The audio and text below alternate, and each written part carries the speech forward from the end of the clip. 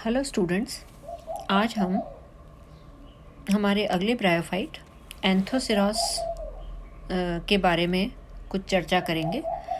एंथोसिरॉस जो है वो ब्रायोफाइटा की क्लास एंथोसिरोटॉप्सिडा का मेंबर है और ये इस तरीके से दिखाई देता है। जो इसका थैलस है वो एक डार्क ग्रीन डॉर्सीवेंट्रल थैलस होता है जिस पे ये स्पोरोफाइट्स लगे हुए दिखाई दे रहे हैं। तो एंथोसिरॉस की जो साइंटिफिक जो क्लासिफिकेशन है या इसकी जो सिस्टमेटिक पोजीशन है उसके हिसाब से इसको ब्रायोफाइटा की एंथोसिरोटॉप्सिडा क्लास में रखा गया है, जिसमें ऑर्डर है इसका एंथोसिरोटेल्स। और एंथोसिरोटेल्स में दो फैमिलीज़ हैं, एंथोसिरोटेसी और नोटोथाइलेसी। तो एंथोसिरोटेसी फैमिली का ये मेंबर है और इसकी करीब 200 स्पीशीज़ एंथोसिरॉस की दुनिया में पाई जाती हैं और बहुत वाइडली डिस्ट्रीब्यूटेड जीनस है ये एंथोसिरोटॉप्सिडा का, सभी जगह पाया जाता है।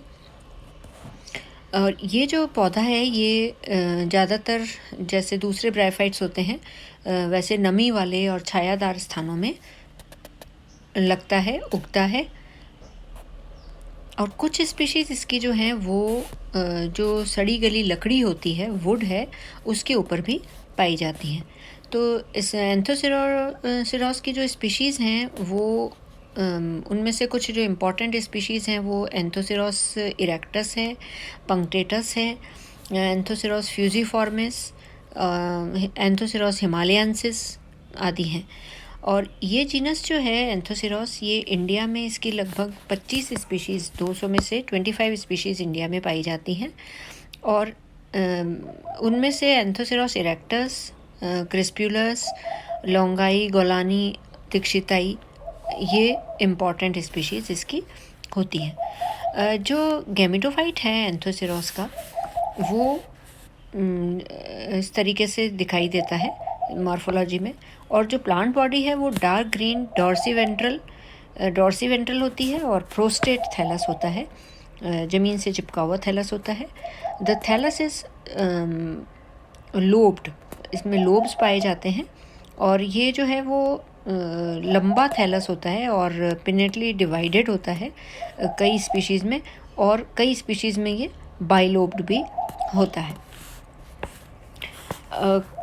एंथोसिरॉस की कुछ स्पीशीज़ में एक नीचे स्टॉक लाइक स्ट्रक्चर भी दिखाई देता है, जैसे एंथोसिरॉस इरेक्टस में एक स्टॉक लाइक स्ट्रक्चर भी कई बार देखने को मिलता है। तो ये जो थैलस होता है एंथोसिरॉस का, ये थिक होता है, बीच में से मतलब मोटा होता है, किनारे इसके पतले होते हैं। और इसमें एक कोई, जैसे अपन ने मार्केंशिया और इक्शिया में देखा था मिडरिब पाई जाती है, वैसी कोई डिस्टिंक्ट मिडरिब इसमें नहीं पाई जाती। डॉर्सल जो सरफेस है थैलस की वो स्मूथ होती है कई बार, और कई बार रफ़ भी होती है। फ्यूजीफॉर्मिस स्पीशीज़ में ये रफ़ पाई जाती है। और जो वेंट्रल सरफेस है उस पर बहुत सारे यूनिसेलुलर इस तरीके से राइजॉइड्स लगे हुए होते हैं वेंट्रल सरफेस पे। और ये जो राइजॉइड्स होते हैं वो स्मूथ वॉल्ड राइजॉइड्स होते हैं और इनमें कुछ एक ग्रैन्युलर मैटर भरा हुआ होता है। और जो ट्यूबरकुलेटेड राइजॉइड्स के बारे में हम जानते हैं, जो मार्केंशिया में पाए जाते थे, ये ट्यूबरकुलेटेड राइजॉइड्स इसमें नहीं मिलते हैं, एब्सेंट होते हैं। तो जो थैलस है, मैच्योर थैलस है, उसमें स्पोरोफाइट्स जो हैं, सिलेंड्रिकल स्पोरोफाइट्स, स्लैंडर लंबे लंबे स्पोरोफाइट्स जो हैं वो लगे हुए रहते हैं। और ये इस तरीके से इसमें स्पोरोफाइट दिखाई देते हैं। मेन जो थैलस बॉडी है उससे ऊपर उठे हुए स्पोरोफाइट इसमें नज़र आते हैं।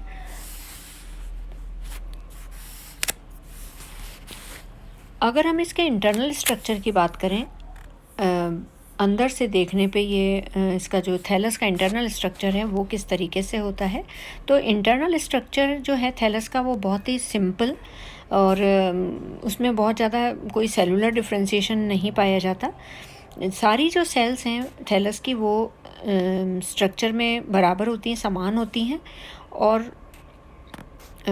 एक कंटिन्यूस एपिडर्मिस इसमें पाई जाती है।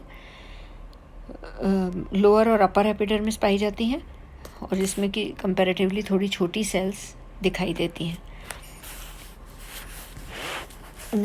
थैलस में थिन वॉल्ड पैरेन्काइमेटस सेल्स पाई जाती हैं और हर सेल जो है उसमें एक या दो डिस्कॉइड ओवल क्लोरोप्लास्ट मिलते हैं।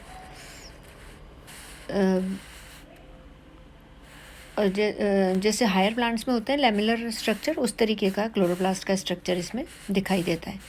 क्लोरोप्लास्ट जो है उसमें बहुत सारे पायरेनोइड्स भी पाए जाते हैं और ये पायरेनोइड्स जो हैं वो एक तरीके का इम्पॉर्टेंट फीचर है एंथोसेरोटॉप्सिडा के मेंबर में, स्पेशल फीचर के रूप में ये दिखाई देते हैं।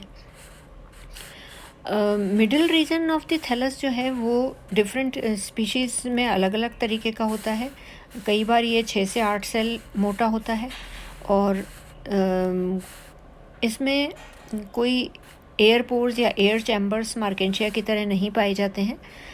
उसके स्थान पे इसमें म्यूसिलेस कैविटीज़ दिखाई देती हैं बीच बीच में। पैरेन्काइमेटस थैलस में बीच बीच में कुछ म्यूसिलेस कैविटीज़ मिलती हैं जो कि वेंट्रल सरफेस पे बाहर की तरफ खुलती हैं, एक छोटे से स्टोमेटा के जैसे स्लिट से स्ट्रक्चर से, जिसको हम स्लाइम पोर भी कहते हैं। ये जो पोर्स होते हैं ये दो सेल्स का कुछ आपस में थोड़ा सा अलग होने से ये जो स्लाइम पोर्स हैं वो बनते हैं। और जो म्यूसिलेस कैविटी होती हैं एंथोसेरोस की, इसके अंदर हमें ब्लू ग्रीन एल्गी की कॉलोनीज़, जैसे नॉस्टॉक की कॉलोनीज़ हैं, वो दिखाई देती हैं। और ये एल्गी के जो फिलामेंट्स हैं वो स्लाइम पोर के थ्रू इसमें थैलस में एंटर हो जाते हैं और ये म्यूसिलेस कैविटी में जाके ऐसी कॉलोनीज़ बना लेते हैं जो बाहर से हमें इस तरीके की दिखाई देती हैं। और यहाँ हम देख सकते हैं म्यूसिलेस कैविटी में ये नॉस्टॉक की कॉलोनीज़ हमें दिखाई दे रही हैं। तो ये एक तरीके से नॉस्टॉक और ये एंथोसेरोस जो है वो सहचर के रूप में यहाँ पे अपना जीवन व्यतीत करते हैं। यहाँ कुछ और एंथोसेरोस के ये डायग्राम हैं जिसमें ये एंथोसेरोस के थैलस से स्पोरोफाइट्स निकले हुए अलग अलग स्पीशीज़ में दिखाई दे रहे हैं।